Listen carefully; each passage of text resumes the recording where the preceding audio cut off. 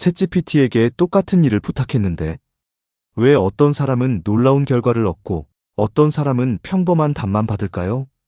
혹시 AI를 처음 사용하면서 이런 경험 있으셨나요?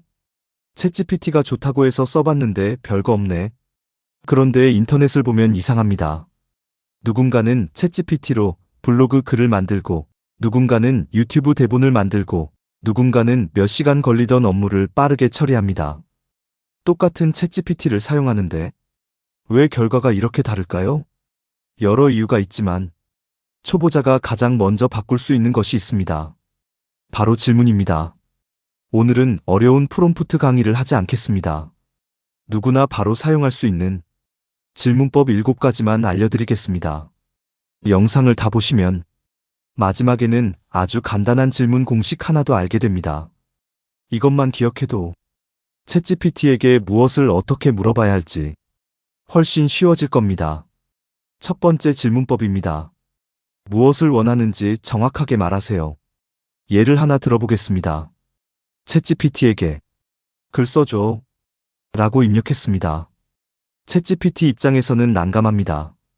무슨 글인지, 누가 읽는 글인지, 얼마나 길어야 하는지, 어떤 분위기로 써야 하는지 알 수 없습니다.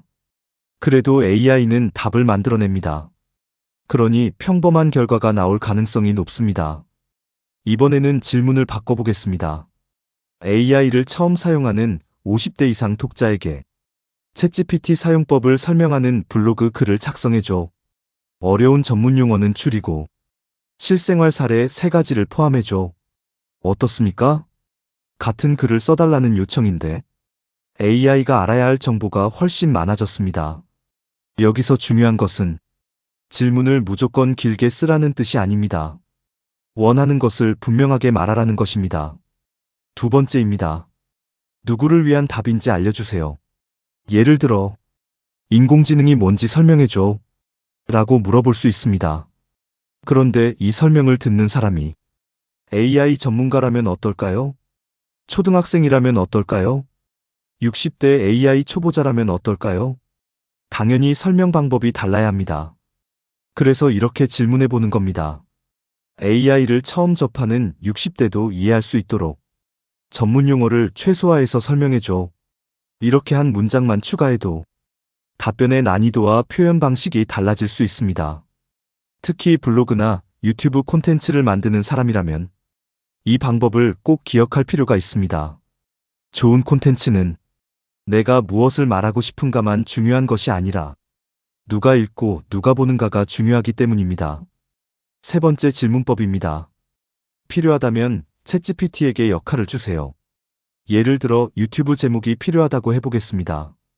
유튜브 제목 10개 만들어줘. 이렇게 요청할 수도 있습니다.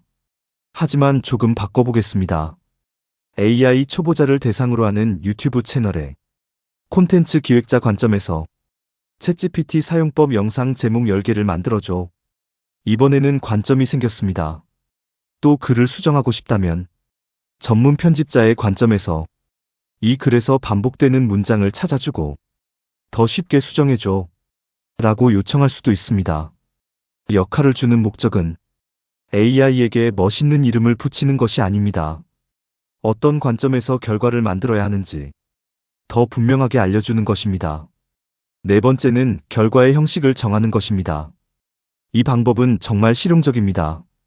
예를 들어 긴 설명이 필요하지 않고 핵심만 알고 싶다면 핵심 내용 5개만 번호로 정리해줘 라고 하면 됩니다.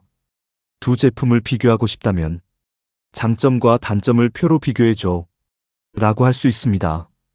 유튜브 영상을 만들고 싶다면 10분 분량의 유튜브 영상 대본으로 만들어줘 라고 요청할 수 있습니다. 블로그 글이 필요하다면 제목, 검색 설명, 본문, 태그 순서로 만들어줘 라고 할 수도 있습니다. 결과의 형태를 미리 알려주면 AI가 만들어준 것을 다시 정리하는 시간을 줄일 수 있습니다. 다섯 번째는 예시를 활용하는 것입니다. 원하는 느낌을 말로 설명하기 어려울 때가 있습니다. 그럴 때 예시 하나를 보여주면 이해하기 쉬워집니다. 예를 들어 챗GPT 초보자가 꼭 알아야 할 7가지처럼 핵심 키워드와 숫자가 들어가는 방식으로 새로운 제목 10개를 만들어줘. 라고 요청할 수 있습니다. 여기서 중요한 것은 다른 사람의 콘텐츠를 그대로 복사하라는 것이 아닙니다. 내가 원하는 방향이나 구조를 설명하기 위해 예시를 사용하는 것입니다. 이제 여기서 중요한 차이가 하나 생깁니다. 챗GPT를 처음 사용하는 분들은 첫 답변이 마음에 들지 않으면 이렇게 생각할 수 있습니다. 역시 별로네. 그리고 대화를 끝냅니다. 하지만 잘 사용하는 사람은 오히려 그때부터 시작합니다. 6번째 질문법입니다. 첫 번째 답변으로 끝내지 마세요. 이것 하나만 기억해도 챗GPT 활용 방식이 상당히 달라질 수 있습니다. 답변이 너무 어렵습니까? 그러면 이렇게 말하세요. 초등학생도 이해할 정도로 쉽게 바꿔줘. 너무 깁니까? 핵심 내용은 유지하고 절반 정도로 줄여줘. 영상 도입부가 재미없습니까? 시청자가 첫 10초에 궁금증을 느끼도록 도입부를 다시 만들어줘. 사례가 부족합니까? 실생활에서 일어날 수 있는 사례 2개를 추가해줘. 글이 딱딱합니까? 친절하게 설명하는 말투로 바꿔줘. 이렇게 하면 됩니다. 처음부터 완벽한 질문을 만들어야 한다고 생각하면 챗GPT가 어려워집니다. 첫 결과를 받은 다음 원하지 않는 부분을 하나씩 고치면 훨씬 쉽습니다. 사람과 함께 글을 수정한다고 생각해 보세요. 초안을 보고 여기는 너무 길어요. 이 부분은 이해하기 어려워요. 사례가 하나 있으면 좋겠어요. 라고 이야기하는 것과 비슷합니다. 챗GPT도 대화를 이어가면서 결과를 다듬어 사용할 수 있습니다. 그리고 7번째입니다. 마지막에는 반드시 사람이 확인하세요. 챗GPT가 아주 자신있게 말해도 틀릴 수 있습니다. 특히 최신 정보, 날짜, 통계, 가격, 정책, 건강, 법률, 금융처럼 정확성이 중요한 정보는 신뢰할 수 있는 자료로 다시 확인하는 것이 좋습니다. 또 하나가 있습니다. 정보가 맞더라도 내가 사용하려는 목적에 적합한지는 사람이 판단해야 합니다. AI가 유튜브 제목 10개를 만들었다고 합시다. 어떤 제목이 내 시청자에게 가장 잘 맞을까요? AI가 후보를 만들 수는 있지만 최종적으로 선택하는 것은 사람입니다. 자, 이제 질문법 7가지를 배웠습니다. 그런데 이것을 매번 다 기억하기 어렵겠죠? 그래서 간단한 공식으로 줄여보겠습니다. 목적, 대상, 내용, 형식, 조건 5가지만 기억하면 됩니다. 예를 들어보겠습니다. 유튜브 영상을 만들려고 해. AI를 처음 사용하는 50대 이상 시청자를 대상으로 챗GPT 기본 사용법 5가지를 설명해줘. 전문 용어는 줄이고 실생활 사례를 넣어줘. 그리고 10분 분량의 영상 대본으로 작성해줘. 이 질문에는 목적이 있습니다. 대상이 있습니다. 내용이 있습니다. 형식이 있습니다. 그리고 조건이 있습니다.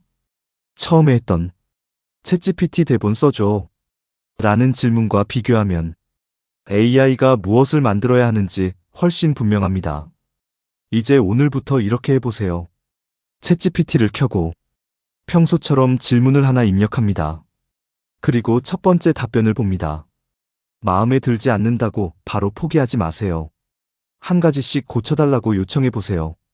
더 쉽게, 더 짧게, 사례를 넣어서, 표로, 초보자에게 설명하듯이 이런 간단한 말도 충분히 사용할 수 있습니다. AI를 잘 쓰려면 처음부터 어려운 명령어를 외워야 한다고 생각하는 분들이 있습니다. 그렇지 않습니다. 중요한 것은 내가 원하는 것을 AI에게 조금씩 더 정확하게 알려주는 것입니다. 그리고 자주 사용하는 질문은 저장해 두세요. 블로그를 자주 쓴다면 블로그 작성용 질문을 하나 만들어 놓습니다. 유튜브를 만든다면 영상 대본용 질문을 만들어 놓습니다. 업무 자료를 자주 정리한다면 문서 요약용 질문을 저장해 둡니다. 그 다음부터는 주제나 조건만 조금씩 바꿔 사용하면 됩니다. 이런 질문이 하나씩 쌓이면 결국 나만의 AI 활용 방식이 만들어집니다. 오늘 배운 내용을 다시 정리하겠습니다. 첫째, 무엇을 원하는지 정확하게 말합니다. 둘째, 누구를 위한 답인지 알려줍니다. 셋째, 필요한 경우 역할을 지정합니다. 넷째, 결과 형식을 알려줍니다. 다섯째, 예시를 이용해 방향을 보여줍니다. 여섯째, 첫 번째 답변으로 끝내지 않고 수정합니다. 일곱째, 최종 결과는 사람이 확인합니다. 그리고 이것이 어렵다면 5단어만 기억하세요. 목적, 대상, 내용, 형식, 조건. AI가 발전할수록 질문하는 능력은 더 중요해질 수 있습니다. 왜냐하면 AI가 할 수 있는 일이 많아질수록 사람이 원하는 일을 정확하게 설명하는 능력이 필요해지기 때문입니다. 그러나 너무 어렵게 생각하지 마세요. 오늘부터 질문 하나만 바꾸면 됩니다. 이거 설명해줘. 라고 했다면 AI 초보자가 이해할 수 있도록 실제 사례를 넣어서 쉽게 설명해줘. 라고 바꿔보세요. 그리고 두 답변을 직접 비교해보세요. 작은 차이지만 결과는 생각보다 크게 달라질 수 있습니다. AI 인사이트 연구소는 구글 블로그와 네이버 블로그에서도 AI 활용 정보를 함께 전하고 있습니다. 어려운 AI를 누구나 실제 생활과 업무에 사용할 수 있도록 앞으로도 쉽게 알려드리겠습니다. 영상이 도움이 되셨다면 구독과 좋아요, 알림 설정 부탁드립니다. 댓글에는 여러분이 챗GPT를 가장 많이 사용하는 일을 알려주세요. 글쓰기인가요? 블로그인가요? 유튜브인가요? 업무인가요? 아니면 생활 속 질문인가요? 다음 영상에서는 또 하나의 실전 AI 활용법으로 찾아뵙겠습니다. AI 인사이트 연구소였습니다. 감사합니다.